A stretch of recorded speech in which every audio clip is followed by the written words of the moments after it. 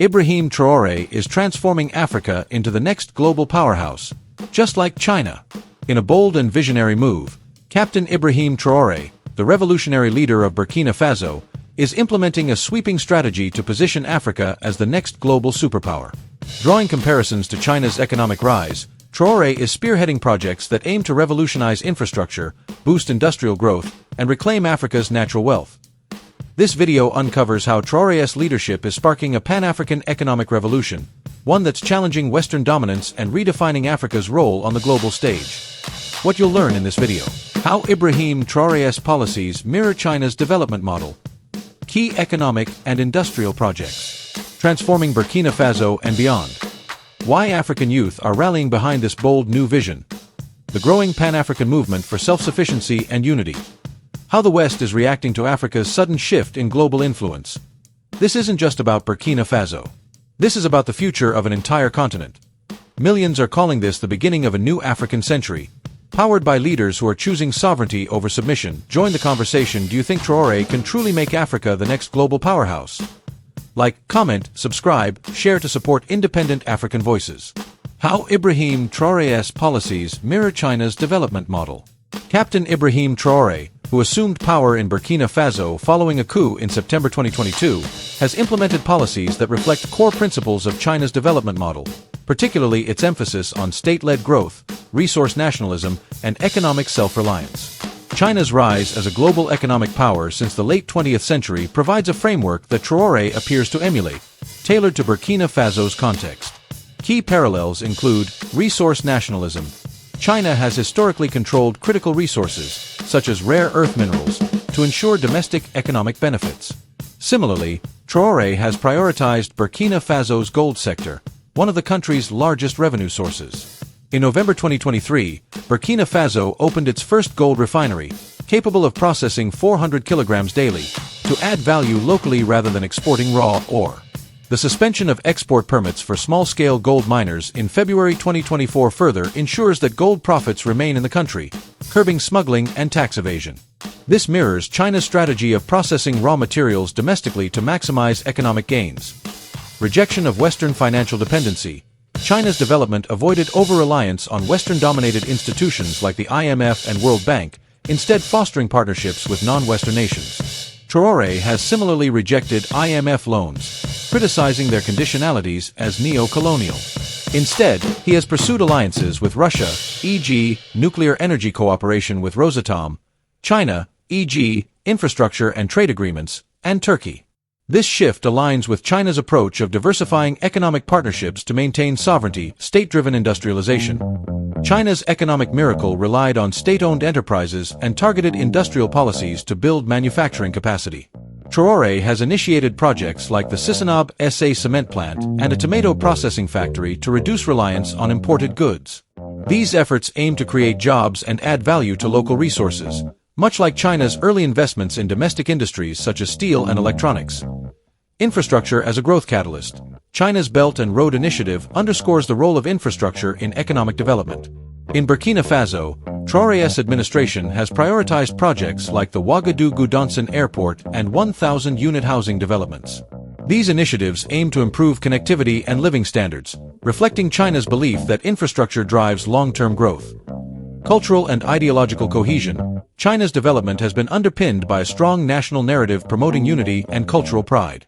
Traoré has adopted similar tactics by promoting Faso Dan Fani, traditional Burkinabe cloth, as school uniforms and banning colonial-style judicial wigs in courts. These measures foster a sense of national identity, aligning with China's use of cultural unity to support economic goals. Security and stability as prerequisites. China's development required internal stability, achieved through centralized control. Traoré, operating in a volatile region plagued by jihadist insurgencies, has prioritized security, restructuring the military and launching recruitment drives to combat terrorism. While China's context differs, both leaders recognize that economic progress depends on stability. Differences and limitations. Burkina Faso's economy is smaller and less diversified than China's, and its security challenges are more acute. Traoré's military rule contrasts with China's stable, single-party system, potentially limiting long-term institutionalization. Additionally, Burkina Faso lacks China's vast capital reserves and global influence, making its ambitions more constrained. Nevertheless, Traoré's policies clearly draw inspiration from China's state-centric, sovereignty-focused model. Key economic and industrial projects transforming Burkina Faso and beyond. Traoré's administration has launched ambitious projects to transform Burkina Faso's economy, focusing on industrialization, resource control, and regional influence. These initiatives aim to reduce dependency on foreign imports, create jobs, and position Burkina Faso as a leader in the Sahel. Key projects include gold industry reforms. First gold refinery, November 2023. This facility, with a capacity of 400 kilograms daily, processes raw gold into higher value products, retaining profits domestically. It is expected to create 100 direct and 5,000 indirect jobs, boosting local economies. By reducing raw gold exports, Burkina Faso captures more value, similar to resource-rich nations that prioritize processing. Suspension of small-scale gold export permits. February 2024. This policy combats smuggling and ensures tax revenues stay in the country. It also supports the formalization of the mining sector, a critical step for economic control. Industrial development. Sisinab SA cement plant. Launched to produce cement locally, this plant reduces Burkina Faso's reliance on imported construction materials, supporting infrastructure projects and lowering costs. Tomato processing factory. This facility processes local agricultural produce, reducing post-harvest losses and creating a value-added product for domestic and regional markets. It aligns with Traoré's goal of food self-sufficiency. Infrastructure projects. Ouagadougou-Donson Airport. This project aims to modernize air transport, facilitating trade and tourism. It positions Burkina Faso as a regional hub, enhancing connectivity in the Sahel. 1.000 unit housing projects. These developments address urban housing shortages, improving living standards and supporting economic growth by creating construction jobs. Agricultural reforms. Traoré has emphasized agricultural mechanization and irrigation to boost productivity. Investments in wheat production and local rice processing aim to reduce food imports, which cost Burkina Faso millions annually. These efforts draw inspiration from China's agricultural modernization in the 1980s regional impact. Through the Alliance of Sahel States, AES, with Mali and Niger, Burkina Faso is promoting regional economic integration. Joint projects, such as shared energy infrastructure with Russia's Rosatom, aim to benefit the broader Sahel, fostering collective self-reliance. These projects signal a shift toward economic sovereignty, with Burkina Faso leveraging its resources to drive growth. While still in early stages, they have the potential to transform the country and inspire similar efforts in neighboring nations. Why African youth are rallying behind this bold new vision. Traoré, at 36 years old in 2025, resonates strongly with African youth due to his bold, anti-imperialist stance and focus on tangible results. His leadership has galvanized young people across Burkina Faso and beyond, who see him as a symbol of resistance and progress. Key reasons include anti-colonial rhetoric. Traoré's rejection of Western influence, including expelling French troops in 2023 and criticizing neo-colonial economic structures, aligns with the frustrations of African youth who feel exploited by foreign powers. His rhetoric echoes historical figures like Thomas Sankara, a hero to many young Africans. Focus on economic empowerment. Projects like the gold refinery and agricultural reforms promise jobs and economic opportunities, addressing youth unemployment, a major issue across Africa, where 60% of the population is under 25. Traoré's emphasis on local production resonates with young entrepreneurs seeking self-reliance. Cultural pride. By promoting Faso Dan Fani and banning colonial symbols, Traoré appeals to youth pride in African identity. Social media platforms like X show widespread support from young Africans who celebrate his efforts to decolonize institutions.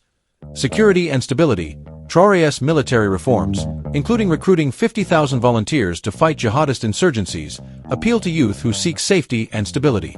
His hands-on approach, including visiting conflict zones, portrays him as a leader committed to their future. Pan-African inspiration. Traoré's leadership extends beyond Burkina Faso through the AES and his advocacy for African unity. Young people across Mali, Niger, and other nations view him as a champion of a new Africa, free from external domination. Social media amplification. On platforms like X, African youth share videos and posts praising Traoré's reforms, often comparing him to Sankara or Kwame Nkrumah. Hashtags like #TraorVibes and #AfricaRising reflect his popularity among digitally connected youth. However, some youth express concerns about Traoré's authoritarian methods, including media crackdowns and political detentions, which temper support among those prioritizing democratic governance. The growing Pan-African movement for self-sufficiency and unity. Traoré's leadership has invigorated the Pan-African movement, which seeks economic self-sufficiency, regional unity, and liberation from external influence. His policies align with a broader continental push for sovereignty, inspired by historical figures like Nkrumah and modern alliances like the AES. Key aspects include Alliance of Sahel States, AES formed in 2023 with Mali and Niger. The AES aims to create a confederation for economic and security cooperation. It rejects Western military presence, e.g., France's withdrawal, and promotes intra-African trade, with plans for a shared currency to replace the CFA franc. Economic self-sufficiency. Traoré's focus on local production, e.g., gold refining, agricultural processing, aligns with Pan-African goals of reducing import dependency. Similar efforts in Mali and Niger, such as Niger's oil export push, complement this vision anti-neocolonial stance. The movement rejects Western financial and military dominance, echoing Traoré's exit from ECOWAS, perceived as French-influenced, in 2024. This resonates with Pan-Africanists who advocate for African solutions to African problems. Youth and grassroots support. The Pan-African movement is driven by youth organizations, intellectuals, and activists who use platforms like X to amplify Traoré's message. Events like the Pan-African Youth Summit in 2024 highlighted Burkina Faso's reforms as a model. Regional and continental influence. Traoré's partnerships with Russia and China inspire other African nations to diversify alliances. The AES's nuclear energy deal with Rosatom could set a precedent for regional energy independence, strengthening Pan-African unity. Challenges include security threats from jihadist groups, which hinder regional cooperation, and internal divisions over governance models, democratic versus military. Despite these, Traoré's leadership has rekindled Pan-African momentum, positioning Burkina Faso as a focal point. How the West is reacting to Africa's sudden shift in global influence. Africa's shift towards self-reliance and non-Western alliances, exemplified by Traoré's Burkina Faso, has elicited varied Western reactions, ranging from concern to diplomatic recalibration. Key responses include diplomatic tensions. France's expulsion from Burkina Faso in 2023, following Traoré's demand for troop withdrawal, strained relations. France, a former colonial power, has faced similar pushback in Mali and Niger, reflecting a broader rejection of Western military presence. French media outlets like RFI have been suspended, prompting accusations of authoritarianism from Paris. Economic concerns. Western nations, particularly the US and EU, are wary of losing access to Burkina Faso's gold and other resources. The nationalization of mines threatens Western companies like Endeavour Mining, which lost permits in 2023. This has led to calls for sanctions, though none have been implemented as of May 2025. Geopolitical competition. The West perceives Traoré's pivot to Russia and China as a loss of influence in the Sahel. The US has increased aid to neighboring countries like Ghana to counterbalance the AES, while the EU has pushed for partnerships of equals to regain trust. Media narratives. Western media often portray Traoré as an authoritarian figure, focusing on his media crackdowns and detention of critics. Outlets like BBC and Le Monde emphasize governance challenges, contrasting with African youth's positive view on X, where Traoré is celebrated as a liberator. Soft power adjustments. Recognizing Africa's growing global influence, the US and EU have increased investments in education and renewable energy to appeal to African youth. However, these efforts struggle against Traoré's narrative of Western exploitation. Security implications. The West is concerned about jihadist insurgencies spreading due to the AES's focus on sovereignty over counterterrorism cooperation. NATO has expressed interest in supporting ECOWAS militarily, but Traoré's exit from the bloc complicates this. The West's reaction reflects a mix of strategic recalibration and anxiety over diminishing influence, as Africa, led by figures like Traoré, asserts greater autonomy on the global stage.